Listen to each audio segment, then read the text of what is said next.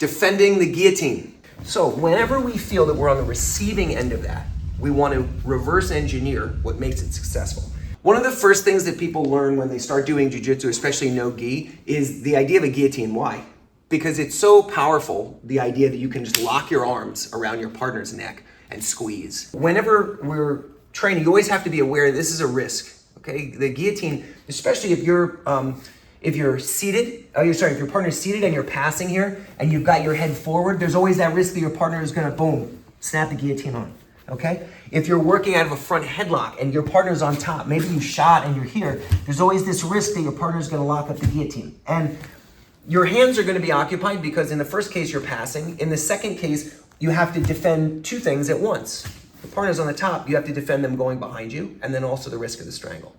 So what do we do when we find ourselves caught in a guillotine and we've missed the chance to defend early stage and really even mid stage? Kind of it's locked on and we're at risk of getting finished. One of the best ways of dealing with the guillotine is to roll out and change the angle. In order for a guillotine to work, you need a good angle, proper angle on your partner. So when we try to lock up a guillotine, in this case, we're gonna focus on the high elbow variation. When we get our elbow low and our left arm high here, I want some very specific things. One is, I wanna make sure my elbow is pointed down towards the floor and Ji-hoon's chin is right inside this pocket. Next, we wanna make sure that this hand is high and not low. If the hand is low, then it's easy for him to take his head out in this direction. So we wanna make sure our right hand is high, our right elbow is pointed towards the floor. Then we wanna make sure our left arm is high and we close this gap between our chest and our hand. Then, when I go to sit, I wanna make sure that Ji-hoon's head stays on my right hip here. Okay, when it stays on my right hip, then I've got the ability to keep my head over the top. I can throw my left leg over here and we have the strangle that works very well. So whenever we feel that we're on the receiving end of that, we want to reverse engineer what makes it successful. So from a front headlock position, Ji-hoon throws his arm through and I realize that I've got big problems here. The first thing is always, you want to reach up and do what you can do to alleviate some of this pressure. My right hand is going to go towards Ji-hoon's strangle arm. The left hand is going to go here. If I can get 4 fingers in, then great. Next, we're going to bring everything down. So as he goes to make his adjustments, this is just temporary, but I'm still focusing on just trying to relieve the pressure. As he goes to throw his left leg over the top, pull my head through. If I stay in this position, and it's easy for him to fold his head forward and start to get the connection he needs to finish. We're going to pitch to the side. We're going to fall onto our left side. So as he goes to use his leg to hook across my back, I'm going to take my body out in that direction. Then from here, we're going to take our legs and we're going to move them away from our partner. So as much as possible, we're going to go from being parallel with our partner to perpendicular. At the same time, as Ji-hoon goes to keep this grip, I'm going to be pulling down and I'm going to be walking away towards his head. Now, from this position, as Ji-hoon goes to get up, he's got a problem. In order for him to really get up, he needs this elbow. Okay, if I wasn't holding, he would use that elbow to pull back and prop up. However, this arm is committed.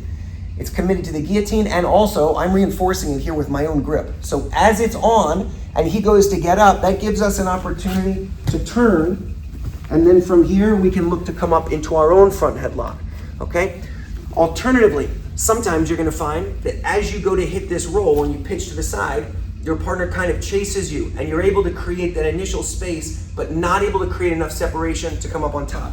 So that would look something like this. Ji-hoon punches the arms through, we bring our hands in defensively, he goes to fall down toward the side, we pitch, and we end up here. As we roll, Ji-hoon's smart, takes his legs away, and he rolls with me.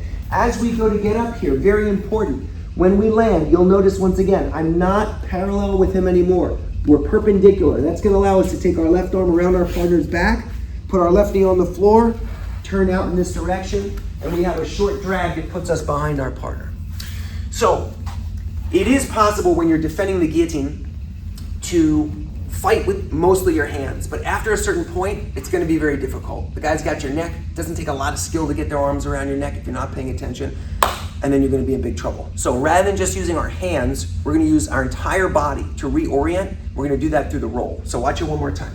We're here, Ji-hoon gets the jump, bangs my head down, goes to sit through the guillotine. I'm defensive here. We're gonna hit the roll, In this case, as he goes to roll up on top, I'm gonna follow him through, come out, and end up behind the elbows, ready to start to make my own attacks, okay? You'll find sometimes this is a scrambly position where you simply break free, you're out of the guillotine, and you end up on bottom. That's the price that you pay for having to defend. And it's much better to end up on bottom, still living to be able to defend your partner, than it is to end up having to tap to the guillotine, okay? So, a couple of ideas here, defending a high elbow guillotine. Hopefully these are helpful for you. Give us some feedback down below. If you have questions, we've got links to other stuff down there. Thanks so much for watching. Thank you so much for checking out this video. There are gonna be some links down below to my BJJ Fanatics videos, some other stuff for you to check out. If you watch this video all the way through and you're not subscribed yet, this video is recommended to you because YouTube is very smart. It knows what you like, and hopefully you enjoyed this one. If you subscribe, then you'll be able to get more access to these videos, and I'll see you at the next one.